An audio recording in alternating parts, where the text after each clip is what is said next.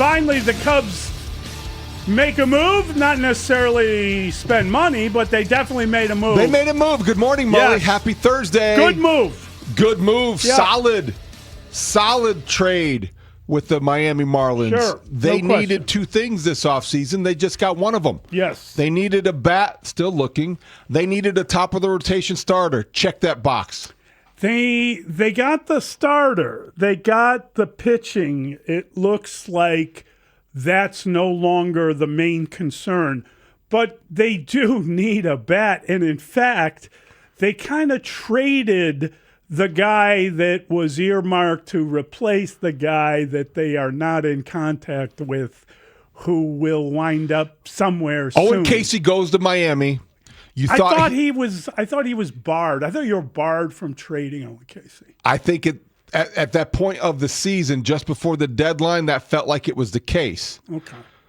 Owen Caissie was protected. He was he definitely valued at a level that he wasn't yesterday. But I think the dynamics are different because they felt like for whatever reason he wasn't worth it because at the time maybe the Marlins were asking for a little bit more. I think maybe that's part of it as well. Don't quite know the circumstances, but the Cubs felt like this was a risk worth taking, giving up Owen Caissie for immediate help in your rotation. Owen Caissie, a prospect, Edward Cabrera, a player who has proven that he can strike out a lot. His fastball can hover near 95, 99, around there, upper 90s, let's say. Injury issues? Yes. Injury concerns? Definitely. Has he ever gone over 100 innings in 26 starts last season. I think you'll take that again. Okay. But you do have concerns. That's probably the biggest thing that gives you a little hesitation if you feel like, oh, yeah, this is the move. You like it because your rotation suddenly, if you envision Justin Steele rejoining it June 1st-ish, first half of the season, that's a rotation you could, if it stays healthy, and that's always the if, that could win the National League. Certainly the division. Okay. Right now, pitching-wise. No, I'm not arguing. I do wonder, Shota can play right field. Hey, there's no doubt he can play right field. Do you want him playing right field for 140 games? Well, I think this, because you're almost like halfway through a recipe, or if you use Waze for your navigation system and you're in the car and all of a sudden you're like, well, you know what? I just went down to Indianapolis over the weekend, saw my son. Oh, I am on I-65. I don't know what the exit is. What is next? I'm not at my destination. I'm not there yet. There's still a couple more steps. This is one of them. This is a key one. You got your pitching, and you said it right at the beginning. They didn't have to spend money to get it. Well, that's it. And that would seemingly mean the budget's still available to get a batter. And I don't know if that's necessarily a right fielder, but look at the names they're talking to. There are they four could names get someone good out there. And your final destination, my point is still achievable. You're still on the way there. Right. But you're on the way there. You're not done with your trip in the offseason if you're Jed Hoyer or Tom Ricketts or Carter Hawkins. What about the 2033 Cubs or 2032 Cubs? Oh, yeah. No one cares. Nobody cares. No one cares. Bo Bichette would Alex be Bregman. interesting. He's a really good player. Alex Bregman. Cody Bellinger. That's a good idea. Cody Bellinger, that's a really good idea. Kyle Tucker. Would solve two problems. I don't think that's the case. I don't either. I would limit it to three names. Okay. Just because, have you heard so much as a peep? No. I haven't heard so much as the Cubs checked in again. I haven't even heard that. Honestly, the first I heard was yesterday when Bruce, who we'll talk to at 7:25, hopped on during the breaking news, the midday show with Rahimi, Harris, and Grote, that Kyle Tucker, he couched it. If Scott Boras is willing to back down to 3 to 4 years, then the Cubs might be interested in getting back in those conversations. I don't see it happening. Yeah, they're not at this point in those conversations. I like the idea of Bellinger, though. Bellinger makes sense to me. I really like that. Just makes a lot of sense. You know how he fits in the clubhouse. He definitely fits in the order. And if you add Cody Bellinger to this mix with Edward Cabrera in the rotation, whether he's your 2 or your 3, it doesn't matter. I think it really gives you some positive feelings. I think it is it would. See, the thing is, you need a bat. All those guys would work. You still need a right fielder. And I don't know who that is. So I think that is still something you're to answer your question directly, right now it is Suzuki. I know. Right now Suzuki is your right fielder, and Ballesteros is your designated hitter. Suzuki had a great year last year. He was a good teammate all the way around.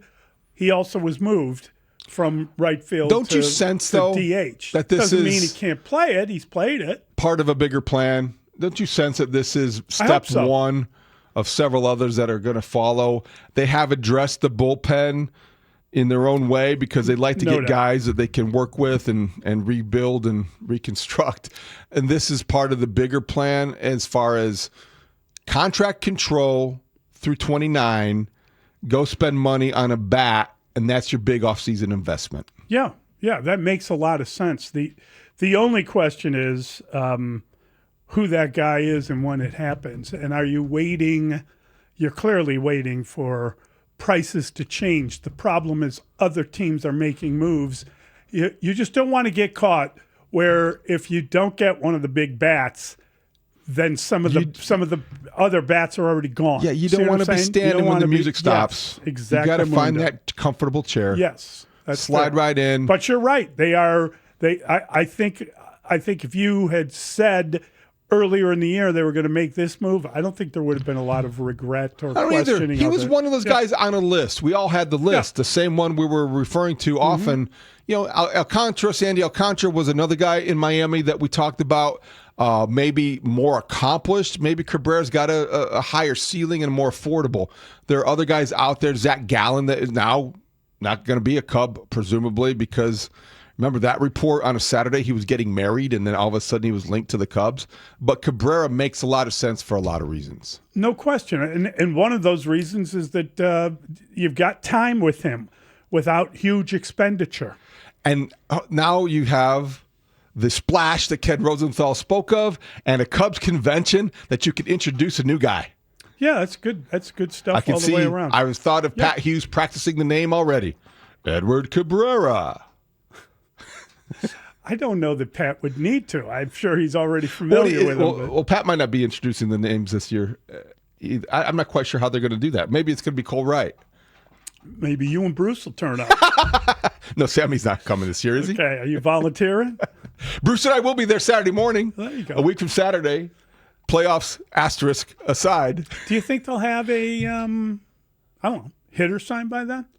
They're supposedly close on some of these deals. It would be pure speculation. Okay. I don't have any inside knowledge, and I don't really have a good feel for the hitter market because it's gone slower than I think we anticipated. I agree. And I would be hopeful that they would have somebody by a week from Friday.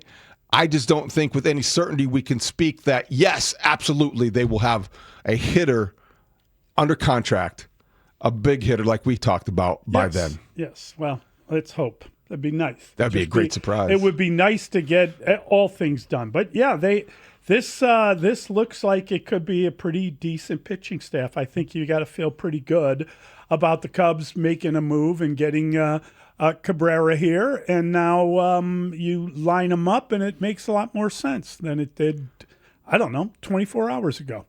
It does make a lot of sense. And so we wait to see reports about Bo Bichette. Mm-hmm.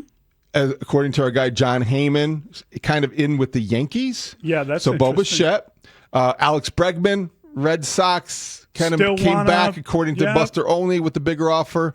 Bellinger, who is represented by Boris. I don't want to get mixed up. I think I might have said Boris with Tucker. It's actually Boris with Bellinger and Tucker with Casey Close, and that's his agent.